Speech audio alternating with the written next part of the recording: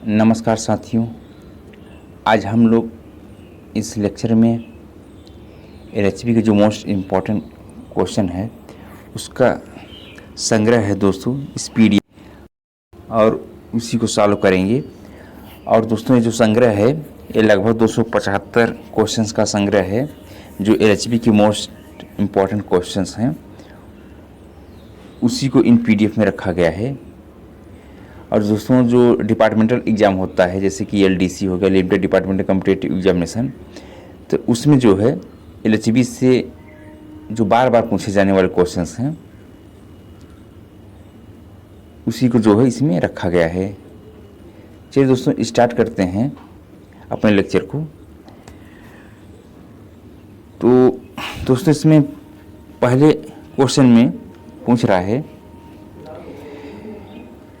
LHB का full form क्या है। दोस्तों जो एलएचबी होता है एलएचबी, इसका फुल फॉर्म पूछ रहा है। तो दोस्तों इसका जो फुल फॉर्म होता है लिंक हाफमैन बुक, यानी कि इसमें जो ऑप्शन है वो जो है ख ऑप्शन जो है इसका सही है। ठीक है, एलएचबी का फुल फॉर्म ये होता है। ठीक है, अगर आईसीएफ को पूछ ले तो इंटीग्रल कोच फैक्ट्री, ठीक है ना, आईसीएफ का इंटीग्रल कोच फैक्ट्री होता है। और अगर मेमो को पूछ ले तो main line electrical multiple unit होता है। ठीक है ना दोस्तों, इस तरीके से कुछ कोचेज होते हैं, उसके फुल फॉर्म हैं। नेक्स्ट है दोस्तों एलएचबी कोच का राइडिंग इंडेक्स क्या है। तो दोस्तों जो एलएचबी कोच का राइडिंग इंडेक्स होता है 2.5 से लेकर के 2.75 के बीच में होता है। ठीक है, तो इसमें जो है ऑप्शन के अकॉर्डिंग जो है एलएचबी का राइडिंग इंडेक्स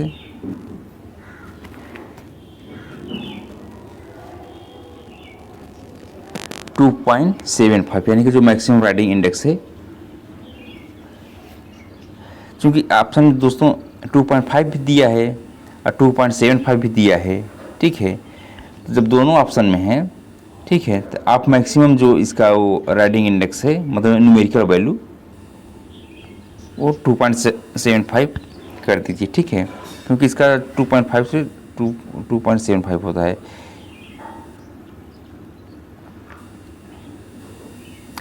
एलएचबी कोच की बॉडी की लंबाई क्या है, लेंथ ओवर बॉडी। ठीक है, तो दोस्तों जो लेंथ ओवर बॉडी होता है ये जो है 23,540 mm।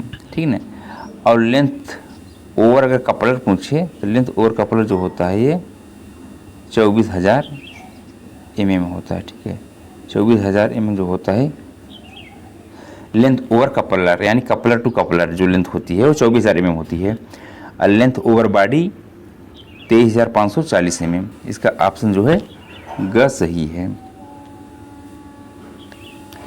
एलएचबी कोच बॉडी की अधिकतम चौड़ाई क्या है। दोस्तों जो एलएचबी कोच होता है उसका चौड़ाई पूछ रहा है, तो उसकी चौड़ाई जो है वो कितना है। तो दोस्तों वो जो चौड़ाई होती है वो 3240 mm। ठीक है, और दोस्तों जो अगर एलएचबी कोच में जो बोगी लगती है फियर बोगी, अगर उसकी चौड़ाई पूछ ले तो वो जो होता है 330 mm। ठीक है, यानी कि एलएचबी कोच में जो बोगी लगती है फियर बोगी उसकी चौड़ाई 330 mm। एलएचबी कोच की उच्च गति क्या है। दोस्तों एलएचबी जो है कोच जो डिज़ाइन किया गया है ये हाई स्पीड ट्रेन के लिए डिज़ाइन किया गया है, यानी कि इसकी जो स्पीड होती है 160 किलोमीटर प्रति घंटा, और इसको जो है मॉडिफाइड करके 200 किलोमीटर तक इसको जो है 200 किलोमीटर प्रति घंटा तक इसको क्या करते हैं चला सकते हैं। क्योंकि अपने देश में अभी जो ट्रैक है, ठीक है, जो रेल है, जो पटरी है, वो अभी इतनी स्पीड तक चलने के लिए काबिल मतलब बनाए ढंग से बनाए नहीं गए हैं। ठीक है ना, इसलिए जो है इसको अभी स्पीड लिमिट जो है 160 से कम की स्पीड से भी एलएचबी को जो है इंडिया में चल रही हैं। एलएचबी पावर कार बॉडी की लंबाई क्या है।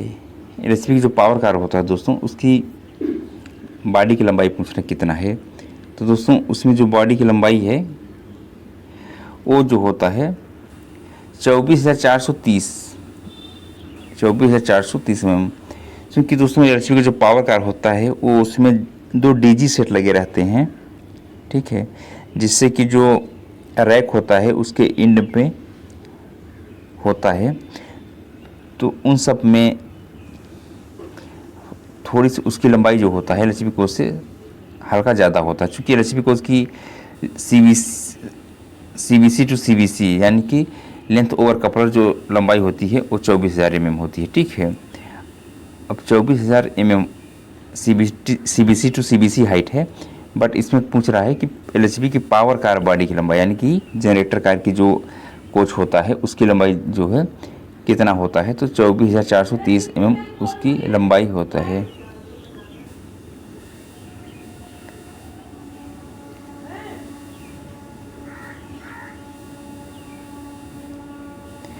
अब दोस्तों देखते हैं अनुरक्षण शेड्यूल अनुसूची।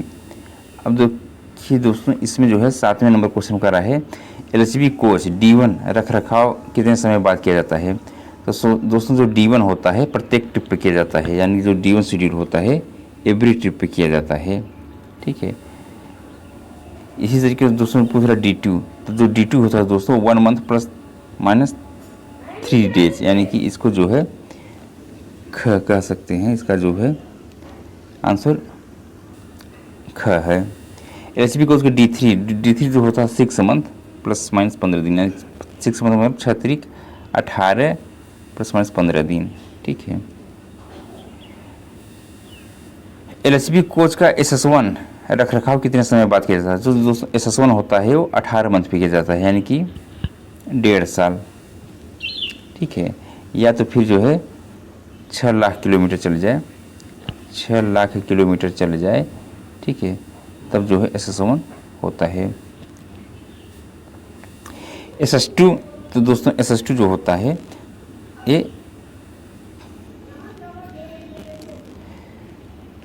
3 साल बाद किया जाता है।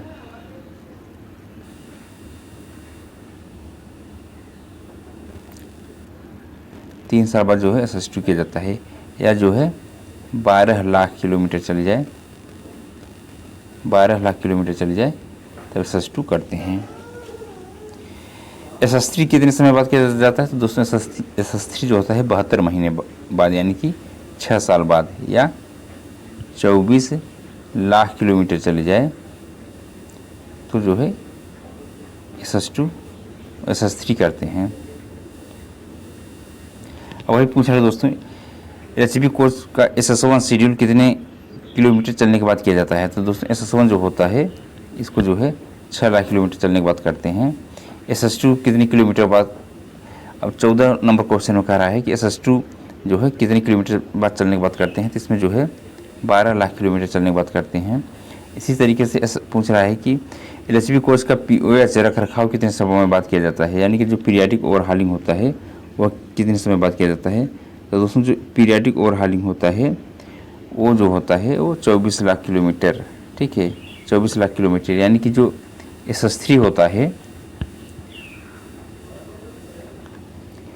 उसका समय दिया गया है, यानी कि 24 लाख किलोमीटर पे जो है हम इसको POH करते हैं, पीरियाडिक ओवरहालिंग।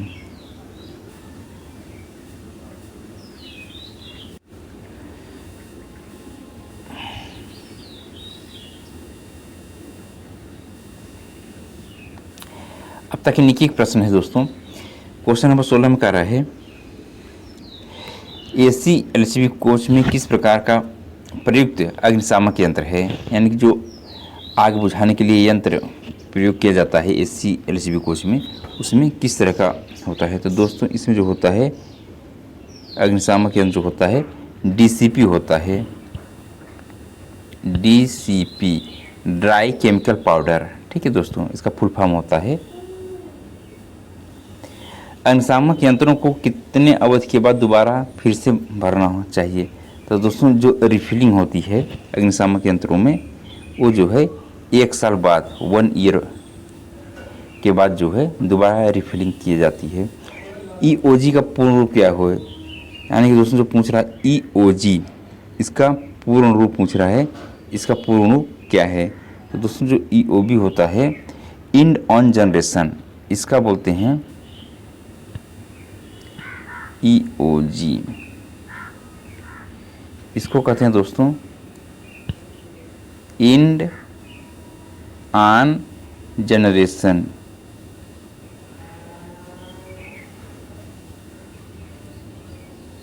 दोस्तों LCB कोच में जो पावर कार होता है तो वो रैक के एंड पे लगाया जाता है, या तो रैक के सबसे पीछे लगाया जाएगा जिधर गार्ड बैठते हैं, या तो जो है रैक के सबसे आगे लगाया जाएगा जो कि कोच इंजन के एडिशन में यानी कि इंजन के बगल में रहता है। ठीक है, तो उसमें क्या होता है दोस्तों कि उससे जो है पावर जनरेट होता है, यानी कि उससे जो है इलेक्ट्रिसिटी जनरेट की जाती है, क्योंकि उसमें 2 DG सेट लगे रहते हैं, तो उससे DG सेट जनरेट होता है। अब पूरे LCB कोच में जो है वो जो विद्युत है वो जो इलेक्ट्रिसिटी है वो दी जाती है पूरे LCB कोच में। तो LCB कोच में जो भी पंखे लगे रहते हैं, मोबाइल चार्जिंग के लिए जो पोर्ट बनाए जाते हैं और जो लाइट के लिए पोर्ट बनाए जाते हैं, उन सबको जो है, और जो AC लगी होती है उन सबको जो सप्लाई मिलती है इसी से मिलती है। ठीक है, इसमें दोस्तों LCB कोच जो होता है ये सेल्फ जनरेटिंग कोच नहीं होता, जैसे कि ICF कोच जो है वो सेल्फ जनरेटिंग कोच होता है, बट LCB कोच में जो होता है इंड ऑन जनरेशन, यानी कि एक कोच जो पावर कार होता है वो लगाया जाता है रैक में और उसी से पूरी इलेक्ट्रिसिटी पूरे रैक को मिलती है। HOG का पूर्ण रूप क्या है? अब दोस्तों से पूछ रहा है HOG का पूर्ण रूप क्या है। ठीक है, तो दोस्तों जो HOG होता है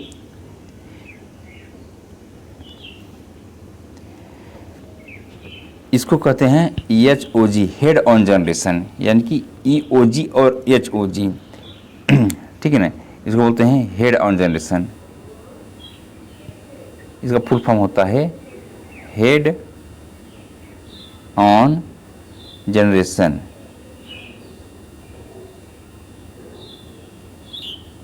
ठीक है, इसको कहते हैं हेड ऑन जनरेशन। ठीक है, इसका फुल फॉर्म होता है।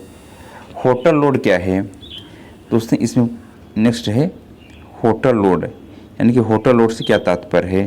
तो दोस्तों जो होटल लोड होता है जो लाइट और फैन लोड होता है, यानी कि जो कोच में देखेंगे जो लाइट होता है, जो फैन लगा होता है, ठीक है ना, उसका लोड। एयर कंडीशन जो AC लगा रहता है AC वाले कोच में उसका लोड। ठीक है ना, जो पेंट्री कार होता है दोस्तों जिसमें खाना बनता है तो उसमें जो उपकरण लगे रहते हैं उन सब का लोड, इन सब का कहते हैं होटल लोड। यानी कि इसका लोड प्लस इसका लोड जितने सब हैं इन सब को प्लस कर दोगे तो इन सब का जो कंबाइंड लोड होता है उन सबको होटल लोड कहते हैं। LHB कोच को कितने वोल्ट की आपूर्ति की जाती है? जो LHB कोच होता है उसको कितने वोल्ट की आपूर्ति दी जाती है?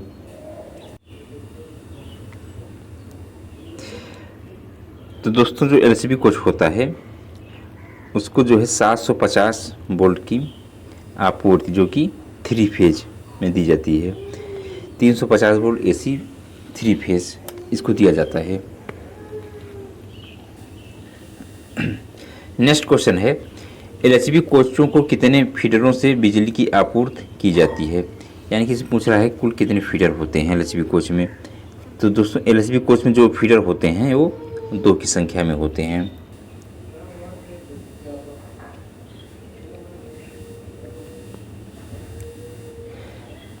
नेक्स्ट है LHB कोच में मुख्य फीडर संपर्ककर्ता का कॉइल वोल्टेज क्या है? तो दोस्तों इसमें जो कॉइल वोल्टेज होता है यह है 110 वोल्टेज DC। ठीक है, अब दोस्तों LHB कोच में जो उपकरण लगे रहते हैं जैसे कि WSP सिस्टम हो गया।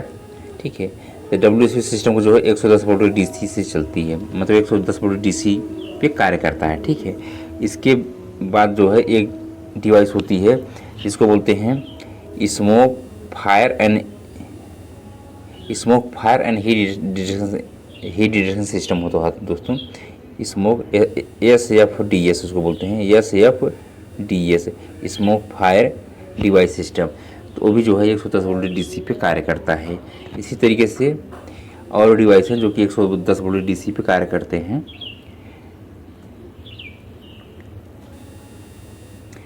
नेक्स्ट है दोस्तों क्वेश्चन नंबर 24 में कह रहा है ZS कपलिंग का रेटिंग क्या है?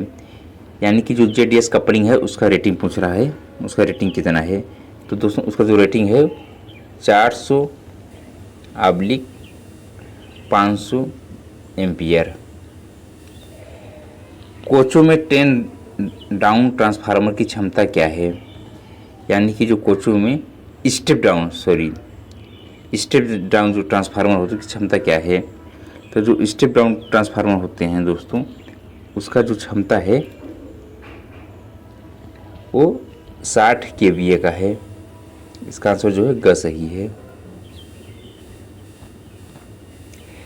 अब देख लेते हैं WRA के बारे में, यानी कि वाटर राइजिंग apparatus के बारे में, इसको हम समझ लेते हैं। WRA का फुल फॉर्म क्या है। तो दोस्तों WRA का जो फुल फॉर्म होता है उसको कहते हैं वाटर राइजिंग apparatus, ठीक है ना। ये पानी उत्पादन यंत्र।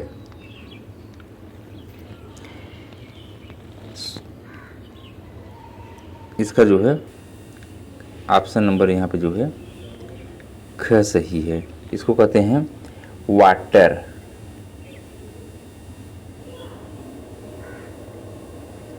रेजिंग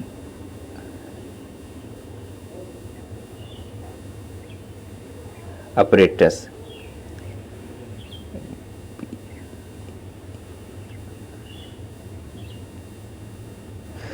वाटर राइजिंग apparatus दोस्तों इसका फुल फॉर्म होता है। एसी कोच के फ्रेम के नीचे कितने पानी के टैंक दिए जाते हैं। जो एसी वाला कोच होता है उसके फ्रेम के नीचे कितने पानी के टैंक दिए जाते हैं। तो दोस्तों जो पानी का टैंक होता है वो है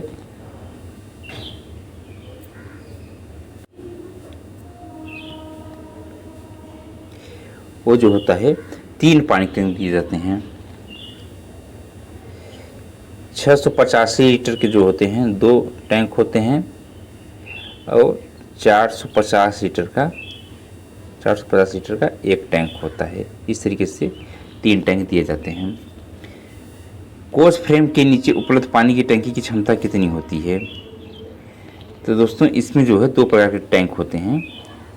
तो एक होता है 685 लीटर का, ठीक है, मतलब कि 2 होते हैं 685 लीटर के और एक होता है 450 लीटर का। कोच में WRA को कहाँ लगाया गया है, यानी कि वाटर राइजिंग apparatus जो है उसको कहाँ लगाया गया है।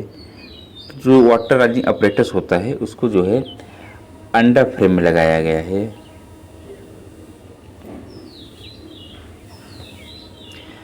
मोनो ब्लॉक सेंट्रीफ्यूगल प्रकार के WRA में किस प्रकार की मोटर का उपयोग किया जाता है। तो इसमें जो मोटर पूछ रहा है वो किस प्रकार मोटर का प्रयोग करते हैं। तो दोस्तों इसमें जो मोटर का प्रयोग करते हैं वो AC मोटर का प्रयोग किया जाता है, ठीक है। उसमें जो सप्लाई दी जाती है पंप को वो AC सप्लाई दी जाती है। WRA के साथ प्रयुक्त AC मोटर की वोल्टेज रेटिंग क्या है, यानी कि जो WRA के साथ प्रयुक्त होती है AC मोटर उसकी वोल्टेज रेटिंग पूछ रहा है कितनी है। तो इसकी जो वोल्टेज रेटिंग होती है 415 वोल्ट AC पे जो है कार्य करती है।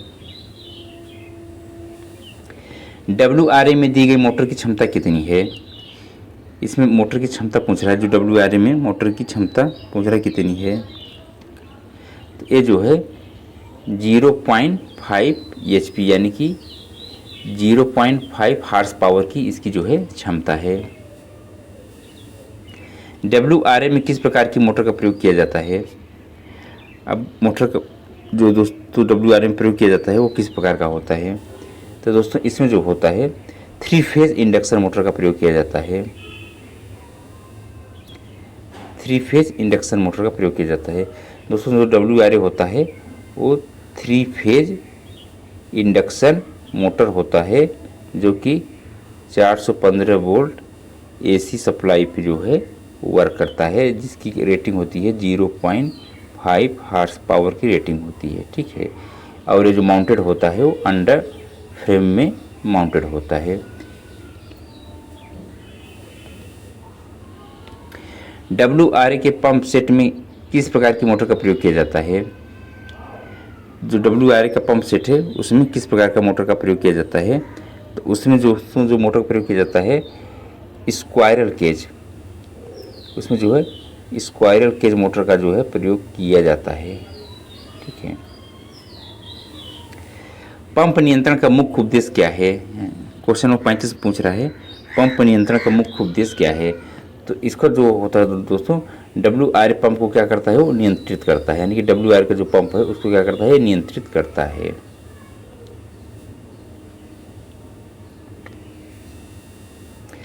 पंप मोटर की वाइंडिंग के इंसुलेशन का वर्ग क्या है, यानी कि उसमें किस प्रकार का इंसुलेशन का प्रयोग किया जाता है। तो दोस्तों उसमें जो इंसुलेशन का प्रयोग किया जाता है वो EF क्लास का जो इंसुलेशन होता है उसको प्रयोग किया जाता है। जैसे कि दोस्तों जो इंसुलेशन होता है A क्लास, B क्लास, ठीक है, C क्लास, इस तरीके से जो है EF क्लास का जो है इंसुलेशन का इसमें प्रयोग करते हैं। WRA के पंप की मोटर का फुल लोड करंट क्या है, यानी कि WRA का जो पंप है अगर फुल लोड पे उसका पूछ रहा करंट क्या है। तो दोस्तों उसमें जो फुल लोड का करंट होता है वह 1.1 एम्पियर होता है। WRA के पंप सेट की रेटेड स्पीड क्या है, यानी जो WRA पंप प्रयोग किया जाता है उसका रेटेड स्पीड पूछ रहा है, उसका रेटेड स्पीड कितना है। तो उसका जो रेटेड स्पीड होता है वो 2800 RPM, यानी कि 2800 RPM उसकी जो है रेटेड स्पीड है। WRA के पंप सेट का टोटल हेड क्या है, यानी कि जो टोटल हेड है WRA पंप का वो कितना है। तो दोस्तों जो टोटल हेड होता है वो 8 मीटर का होता है। पंप सेट का निर्वाह क्षमता क्या है, जो पंप सेट है उसका निर्वाह क्षमता क्या है। तो इसका जो निर्वाह क्षमता है वो 0.7 LPS उसका जो है निर्वाह क्षमता है। WRA के पंप सेट के सक्शन फ्लेंज का आकार क्या है, यानी कि जो सक्शन फ्लेंज होता है दोस्तों उसका पूछ रहा है कि उसमें उसका आकार क्या है। तो दोस्तों वो जो होता है 1 इंच BSP।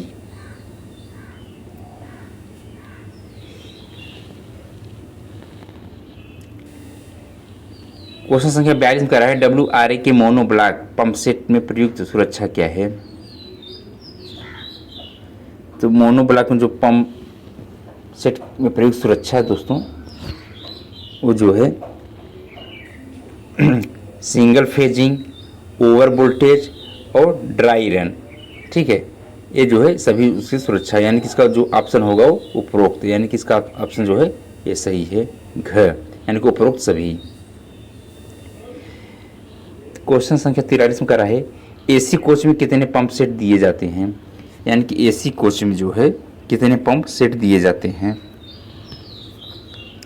तो दोस्तों चाहे AC कोच हो या जनरल कोच हो या स्लीपर कोच हो, ठीक है ना, सब में जो है 2 सेट पंप लगे रहते हैं, सभी में जो है 2 के सेट में पंप होते हैं।